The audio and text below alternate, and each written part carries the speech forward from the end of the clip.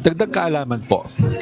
Alam nyo ba na pwedeng magbago ang ating katawan for the better sa loob lamang ng ilang araw?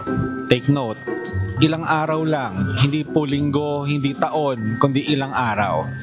Ayon po sa mga eksperto, reducing sugar intake can lead to better mood, clearer skin, sharper focus, at nagpapabagal ng pagtanda. Nako, mukhang kailangan ko to. Paano kaya natin magagawa yan? Panoorin niyo po ito. Hindi lahat ng asukal masama. May natural sugars tulad ng fructose sa prutas at lactose sa gatas. May kasamang fiber, vitamins at minerals. Pero ang added sugars, yung nilalagay sa pagkain during processing o luto ay tinatawag ng Mayo Clinic na empty calories. Wala silang nutrients, puro calories lang. Kaya ang FDA ay nagre-rekomenda ng limit na 50 grams per day.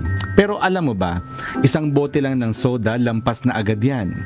Sabi ng mga eksperto sa Stanford Healthcare at Harvard Chan School of Public Health, ang sobra-sobrang asukal ay nagdudulot ng fatty liver, obesity, type 2 diabetes, heart disease at stroke.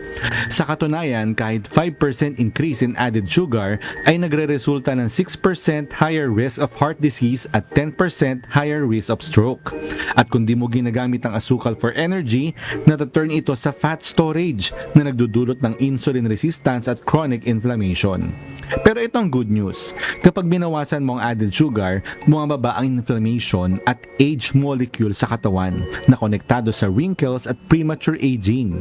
Pwedeng gumanda ang skin texture, sleep quality at mood. Ayon kay Dr. Uma Naido, nutritional psychiatrist, ang less sugar ay nakakatulong sa mental health at nakakapagpababa ng risk of depression. Dagdag pa ni Amy Goodson, registered dietitian, even athletic performance improves dahil mas stable ang blood sugar levels.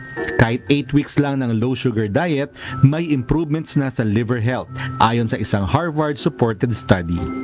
Kaya kung gusto nyo pong maramdaman agad ang pagbabago, ay unti-unti na po nating magbawas sa pagkonsumo ng asukal.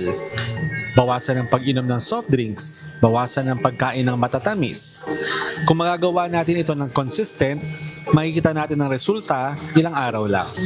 Sana may natutuhan kayo at laging tatandaan, mapalad po ang tao na nakakasumpong ng karunungan at ang tao na nagtatamo ng kaunawaan.